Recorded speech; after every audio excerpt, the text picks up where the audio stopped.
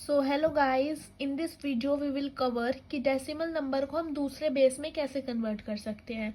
पिछली वीडियो में हमने पढ़ा कि हम जो है किसी भी नंबर को डेसिमल में कैसे कन्वर्ट कर सकते हैं, और इस वीडियो में हम पढ़ेंगे कि हम डेसिमल नंबर को किसी दूसरे नंबर में कैसे कन्वर्ट कर सकते हैं, और दूसरे बेसिस में भी हम कन्वर्जन पढ़ेंगे।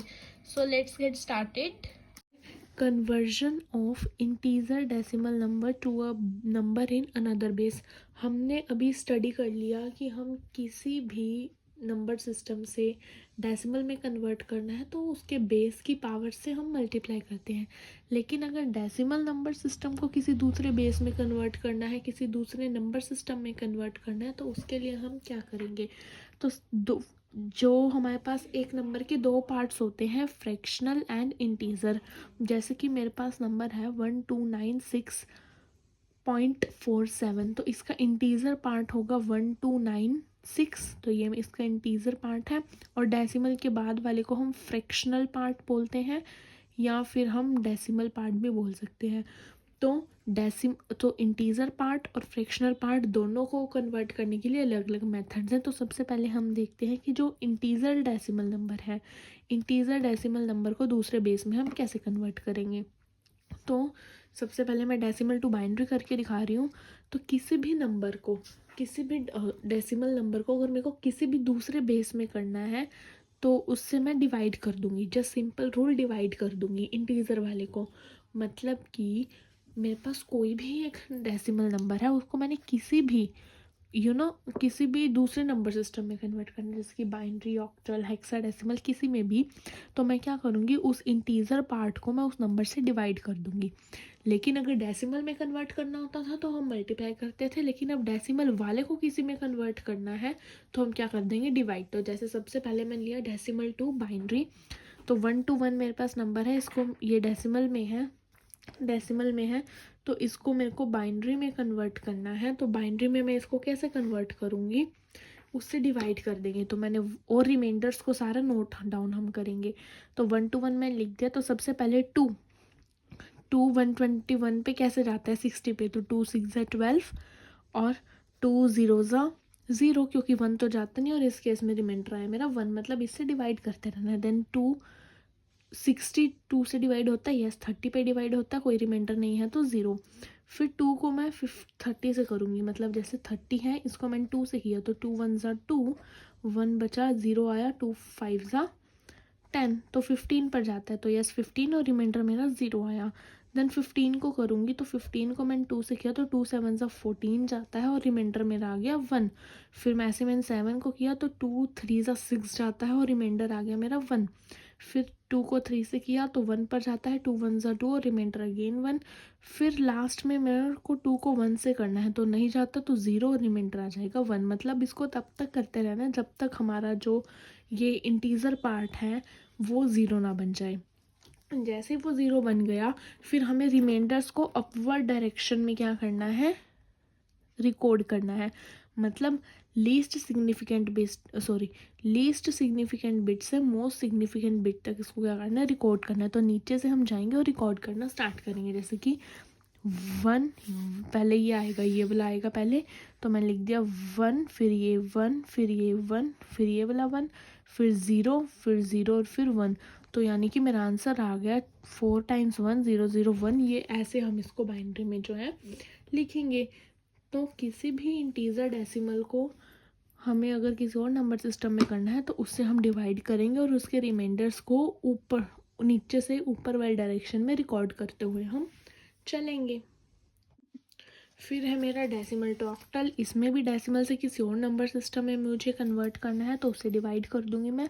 तो 125 को मैंने 8 से डिवाइड किया, कितना आया मेरे पास, 125 को मैंने 8 से डिवाइड किया, तो 8 1 ज़ा 8, और यहाँ से मेरा 4 बचा, तो यहाँ पर कितना आएगा, 8 5 ज़ा 40, क्योंकि 8 6 ज़ा तो 48 होता है, 5 पर जाएगा ये 40, तो यहाँ पर डिवाइड करके 15 आ गया और रिमाइंडर 5 बचा, वो मैंने यहाँ पे लिख दिया। फिर 8 को 15 से डिवाइड करेंगे तो 1 पे जाएगा, 8 1 जा 8 और रिमाइंडर मेरे पास 7 आ जाएगा। फिर 1 बचा, 8 को 1 से करेंगे नहीं जाता तो 0 बन जाएगा और रिमाइंडर 1। फिर इसको अपवर्ड डायरेक्शन में मैंने रिकॉर्ड किया तो मेरा आ गया 175। ऊपर से नीचे वाली में रिकॉर्ड नहीं करना, कई स्टूडेंट्स क्या मिस्टेक करेंगे, इसको 571 लिख देंगे, ये रॉन्ग है। हमें नीचे से ऊपर वाली डायरेक्शन में रिकॉर्ड करना है, दैट इज़ 175। ओके, देन ऐसे ही हेक्साडेसिमल में कन्वर्ट करना है, तो उसके लिए क्या करना है, उसके लिए भी सेम यही मेथड है कि मेरे को हेक्साडेसिमल का बेस होता है 16, तो मेरे को 16 से डिवाइड कर देना है इस नंबर को। तो मैंने पहले 238 लिया, इसको 16 से मैंने डिवाइड किया, तो यहाँ पर 16 1 जा 16 आ जाएगा। इसको माइनस करने के बाद मेरा आंसर आएगा 7 और यहाँ से ऊपर से आ जाएगा मेरे पास 8। उसके बाद ये किस पे जाएगा, 4 पर जाएगा, तो 16 4 जा मेरे पास आ जाएगा यहाँ पर 64, तो मेरा इस यहाँ रिमाइंडर बच जाएगा 14। तो मैंने यहाँ पर 14 लिखा, रिमाइंडर में भी 14 ही आएगा क्योंकि डिवाइज़र और ये जो क्वोशिएंट और रिमाइंडर है वो दोनों 14 14 आए हैं, तो मैंने लिख दिया। लेकिन रिमाइंडर क्योंकि हेक्साडेसिमल में 14 के लिए हम ई लिखते हैं, तो इसलिए रिमाइंडर को मैंने यहाँ पे ई लिख दिया। फिर अगेन किया, ये नंबर 16 से छोटा है तो यहाँ पर 0 आ जाएगा और रिमाइंडर अगेन 14। तो मेरे पास इस नंबर को जब मैं हेक्साडेसिमल में कन्वर्ट करूँगी तो वो आएगा मेरे पास ई एंड ई। तो ऐसे कन्वर्ट करना है। नेक्स्ट एक क्वेश्चन और है कि ये डेसिमल नंबर है, उसको बेस 4 में कन्वर्ट करना है। पहले तो हमने पढ़ा था कि अलग अलग नंबर सिस्टम्स में इसको कन्वर्ट करना है, लेकिन अब कोई स्पेसिफिक नंबर सिस्टम हमें नहीं दिया गया, हमें इसको जस्ट बेस 4 में कन्वर्ट करना है। तो डेसिमल नंबर है, दूसरे बेस में कन्वर्ट करना है, तो उस बेस से जस्ट हम डिवाइड कर देंगे। तो 4 से मैं इसको डिवाइड करती चली गई, तो 135 को जब मैंने 4 से डिवाइड किया तो क्या आया, 4 3 ज़ा 12 और 1 अगेन 4 3 ज़ा 12, तो 33 क्वेश्चन आया और 3 रिमाइंडर आ गया। फिर इस 33 को जब मैंने किया तो 4 8 ज़ा 32 पर ये चला गया, रिमाइंडर 1। अगेन 8 को किया 4 से तो क्वेश्चन 2 रिमाइंडर 0, फिर 2 को किया 4 से तो क्वेश्चन 0 रिमाइंडर 2। तो इसको अपवर्ड डायरेक्शन में मैंने रिकॉर्ड कर लिया, तो 2013 आएगा बेस 4 में। मतलब डेसिमल से किसी भी अनदर बेस में करना है तो उस बेस से हम डिवाइड करते जाएंगे जब तक कि 0 ना आ जाए, और जब 0 आ जाएगा तो अपवर्ड डायरेक्शन में हम रिमाइंडर को रिकॉर्ड करते जाएंगे। सो इस वीडियो में हम पढ़ेंगे conversion of fractional decimal to a number in another base. पिछली वीडियो में हमने पढ़ा कि इंटीजर डेसिमल नंबर को हम किसी और बेस में कैसे कन्वर्ट करते हैं, उसको डिवाइड करके और उसके रिमाइंडर्स को उल्टी सीरीज में रिकॉर्ड करके। लेकिन अगर हमारा फ्रैक्शनल डेसिमल है, फ्रैक्शनल डेसिमल मतलब पॉइंट के बाद हमारा कोई नंबर है, तो उसको कन्वर्ट करने के लिए हमारे पास अलग मेथड होता है। यानी कि जैसे हमारे पास कोई भी नंबर है, जैसे मैं नंबर ले लिया 126.78, तो 126 यानी कि इंटीजर पार्ट को कन्वर्ट करने के लिए हमारे पास अलग मेथड होगा, और 0.78 यानी कि फ्रैक्शनल पार्ट को कन्वर्ट करने के लिए हमारे पास अलग मेथड होगा। तो इंटीजर पार्ट को कन्वर्ट करने के लिए हमने देख लिया था, फ्रैक्शनल पार्ट को कन्वर्ट करने के लिए देखते हैं। सबसे पहले है डेसिमल टू बाइनरी। कोई ऐसा हार्ड एंड फास्ट रूल नहीं है, हमें जस्ट क्या करना है, उस नंबर को, जिस फ्रैक्शनल नंबर को हमने कन्वर्ट करना है उस नंबर को मल्टीप्लाई करना है। अब किससे मल्टीप्लाई करना है, मल्टीप्लाई करना है हमने उस बेस से जिस बेस में हमने कन्वर्ट करना है। जैसे मैंने डेसिमल टू बाइनरी करना है, मतलब डेसिमल नंबर को 2 बेस में कन्वर्ट करना है, क्योंकि बाइनरी का बेस 2 होता है, तो इस पूरे नंबर को मैं 2 से मल्टीप्लाई करूंगी। तो देखते हम, तो मैंने लिखा 6.5 इंटू 2 लिखा मैंने यहाँ पर, तो मैं इसको मल्टीप्लाई करूंगी, तो 2 5 ज़ा 10, 0 एंड 1, देन 2 2 ज़ा 4 और 1 5, देन 2 6 ज़ा 12 और पॉइंट मेरा 3 डिजिट के बाद था, तो मैंने पीछे से 3 डिजिट के बाद पॉइंट ले लिया। अब मैंने क्या करना है कि जो पॉइंट से पहले मतलब मल्टीप्लाई करने के बाद जो इंटीजर पार्ट मेरा आया है उसको मैं रिकॉर्ड करती रहूंगी। तो यहाँ मैंने कैरी लिख लिया और इसमें इंटीजर पार्ट आया है मेरा 1, इसको मैंने यहाँ पर रिकॉर्ड कर लिया। उसके बाद नेक्स्ट मेरे को मल्टीप्लाई किसको करना है, अब जो मेरा फ्रैक्शनल पार्ट आया है उसको मल्टीप्लाई करना है आगे, और ये मल्टीप्लाई तब तक करना है जब तक मेरा पूरा फ्रैक्शनल पार्ट 0 ना बन जाए। तो क्या रूल है, सबसे पहले जिस डेसिमल नंबर को हमने कन्वर्ट करना है उसको मैंने मल्टीप्लाई करना है। मल्टीप्लाई किससे करना है? जिस बेस में कन्वर्ट करना है। मेरे को बाइनरी में कन्वर्ट करना था तो मैंने 2 से मल्टीप्लाई किया। फिर मल्टीप्लाई करने के बाद जो इंटीजर पार्ट आएगा उसको रिकॉर्ड करना है, और बाकी जो फ्रैक्शनल पार्ट आया है उसको अगेन मल्टीप्लाई करना है। तो इंटीजर पार्ट था मेरा 1, मैंने रिकॉर्ड कर लिया। अब फ्रैक्शनल पार्ट था मेरा 0.250, तो अब मैं 0.250 की मल्टीप्लाई करूंगी। किससे? अगेन 2 से ही करनी है, क्योंकि जिस बेस में कन्वर्ट करना है उससे ही करते रहेंगे। और ये मल्टीप्लाई तब तक चलेगी जब तक हमारा पूरा फ्रैक्शनल पार्ट 0 ना बन जाए। तो मैंने क्या किया, यहाँ पर 2 से मल्टीप्लाई किया, तो 2 0 ज़ा 0, 2 5 ज़ा 10, 0 और 1, 2 2 ज़ा 4 और 1 5। ठीक है, पॉइंट और मेरा फ्रैक्शन इंटीजर पार्ट आया यहाँ पर 0, तो मैंने 0 यहाँ पर रिकॉर्ड कर लिया। अब 0.50 की मल्टीप्लाई मैं करती हूँ किससे? 2 से। तो मैंने यहाँ पर क्या लिखा, 0.500 मल्टीप्लाई 2। अब यहाँ पर क्या था, मेरा कोई इंटीजर पार्ट में कुछ नहीं आया तो मैंने 0 रिकॉर्ड कर लिया। तो फ्रैक्शनल पार्ट की अगेन मैंने 2 से मल्टीप्लाई करी, तो 2 0 0, 2 0 0 एंड 2 5 10, 0 और 1 आया। तो 3 नंबर के बाद पॉइंट था, तो मैंने पीछे से, पॉइंट हमेशा पीछे से लगाना शुरू करते हैं, तो पीछे से 3 नंबर के बाद मैंने यहाँ पर पॉइंट लगा दिया। अब फ्रैक्शनल पार्ट, इंटीजर पार्ट में आ गया 1 और मेरा फ्रैक्शनल पार्ट पूरा 0 बन गया, तो मैं यहीं पर स्टॉप हो जाऊंगी। और जो मेरा इंटीजर पार्ट आया है कैरी वाला, उसको मैं रिकॉर्ड कर लूंगी ऊपर से नीचे तक। एक बात याद रखनी है कि जब हम इंटीजर पार्ट को कन्वर्ट करते हैं तो रिमाइंडर को हम रिकॉर्ड करते हैं नीचे से ऊपर तक, ठीक है, मतलब रिवर्स डायरेक्शन में। लेकिन जब हम फ्रैक्शनल पार्ट को कन्वर्ट करते हैं तो हम उसका जो भी कैरी आया है उसको ऊपर से नीचे में रिकॉर्ड करते हैं। ये चीज़ ध्यान रखनी है, मिस्टेक नहीं करनी। तो ऊपर से नीचे में आया मेरा 101, तो मैंने यहाँ पर रिकॉर्ड कर लिया मेरा 101।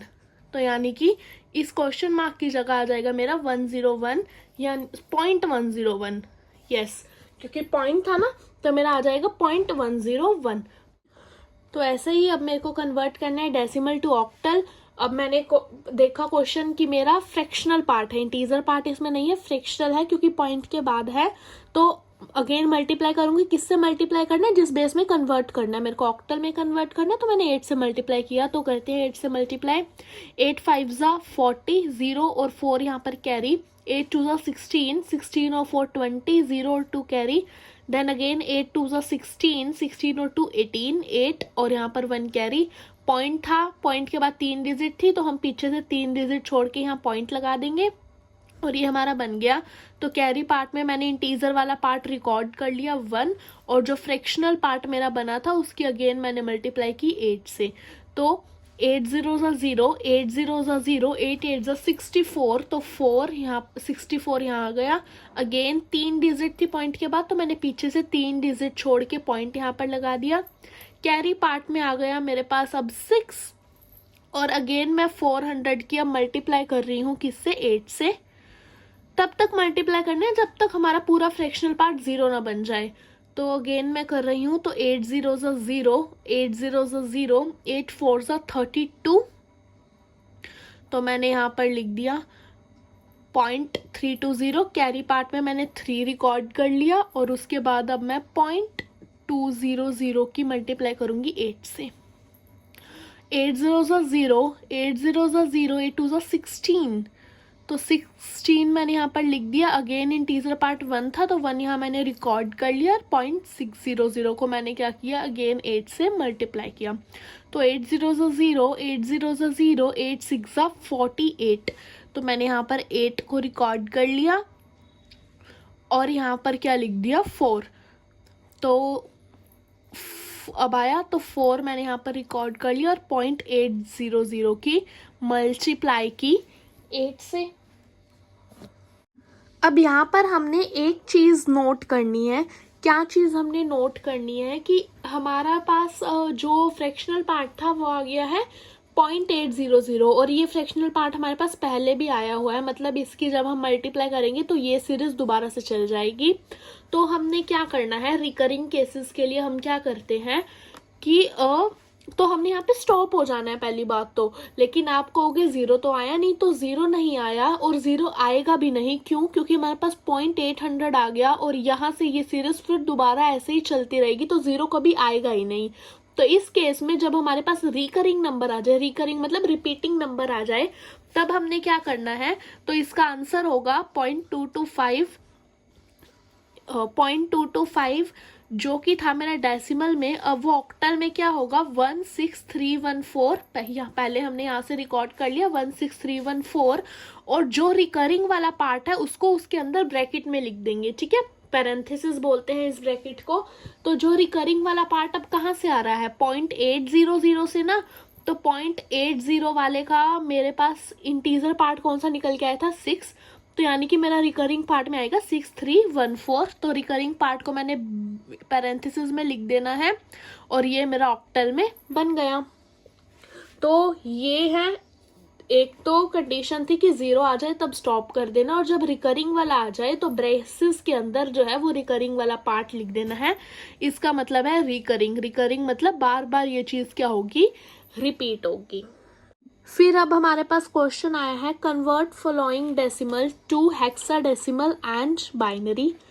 तो ये हमारे पास ये नंबर हमें दिया हुआ है डेसिमल में, उसको हमने हेक्साडेसिमल में भी कन्वर्ट करना और बाइनरी में भी। अब मेरे को डेसिमल से किसी दूसरे बेस में कन्वर्ट करना है, तो उसके लिए क्या होता है, इंटीजर पार्ट के लिए अलग मेथड होता है, फ्रैक्शनल के लिए अलग होता है। तो सबसे पहले मैं इंटीजर पार्ट को करती हूँ। नंबर पूरा एक साथ में कन्वर्ट नहीं हो सकता डेसिमल से किसी दूसरे बेस में। इंटीजर पार्ट अलग कन्वर्ट होगा और फ्रैक्शनल पार्ट अलग कन्वर्ट होगा। तो मैंने पहले इंटीग्रल यानी कि इंटीजर पार्ट को लिखा है। इंटीजर पार्ट को कन्वर्ट कैसे करते थे, उस नंबर से डिवाइड करके, न्यू बेस से डिवाइड करके। तो मैंने 2 to 5 को सबसे पहले हेक्साडेसिमल में कन्वर्ट किया, तो 16 से डिवाइड किया, ये मेरा 14 पर जाएगा 2 to 4, और रिमाइंडर आ गया मेरे पास 1। उसके बाद मैंने 16 से डिवाइड किया 14 को, तो उससे छोटा है, तो मेरे पास क्वोशिएंट 0 और रिमाइंडर आ गया मेरे पास 14 यानी कि ई, क्योंकि हेक्साडेसिमल में हम 14 को ई से रिप्रेजेंट करते हैं। तो यानी कि अब मैं उल्टी डायरेक्शन में चलूंगी, इंटीजर पार्ट को उल्टी डायरेक्शन में रिकॉर्ड करते हैं। तो यानी कि जो इंटीजर पार्ट था 2 to 5 वो हेक्साडेसिमल में बन गया E1। उसके बाद इसका जो फ्रैक्शनल पार्ट है हम वो कन्वर्ट करते हैं। फिर फ्रैक्शनल पार्ट मेरा 0.225 था, उसको कन्वर्ट करने के लिए मैंने मल्टीप्लाई किया 16 से, तो 6 0 30, 0 और यहाँ पर 3 कैरी आ गया। फिर 6 2 12 और 3 15, तो 5 यहाँ पर आ गया और 1 यहाँ पर कैरी आ गया। देन 6 2 12 और 1 कितना हुआ, 13, तो 13 यहाँ पर मैंने लिख दिया। अब नॉर्मल मल्टीप्लाई करनी है, यहाँ पर मल्टीप्लाई का साइन आता है नॉर्मल जैसे करते हैं। 1 5 5, 1 2 2 एंड 1 2 2, इसको देन मैंने ऐड किया 0, 5 5 10, 0 और यहाँ पर 1 कैरी, 3 और 2 5 और 1 6 और देन 2 और 1 3। तो मेरे पास ये आ गया मल्टीप्लाई करके। तो इंटीजर पार्ट था 3, वो मैंने रिकॉर्ड कर लिया, और अगेन 0.600 की मैंने मल्टीप्लाई की 16 से। तो मल्टीप्लाई करूंगी मैं 6 0 0, 6 0 0, 6 6 36, और फिर 1 की तो 1 0 0, 1 0 0 एंड 1 6 6, इसको मैंने ऐड किया 0 0 6 और 9। तो इसमें मेरा इंटीजर पार्ट था 9, उसको मैंने रिकॉर्ड कर लिया, और 0.600 की मैंने क्या की, अगेन मल्टीप्लाई की।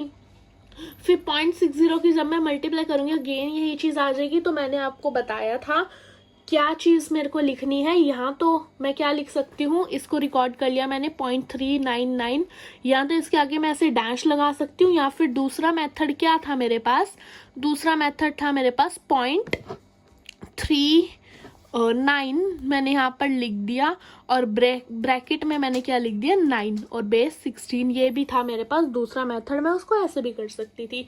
तो जो पूरा नंबर था वो अब क्या बना, तो पूरा नंबर था मेरा 225.22510 में, तो वो हेक्साडेसिमल में क्या बना, इंटीजर पार्ट का बना था E1 पॉइंट, इस वाले जो फ्रैक्शनल पार्ट था उसका मेरा बनता 0.399, यानी कि 399 अप्रॉक्स मैंने 4 कर दिया, तो ये इसका आंसर है।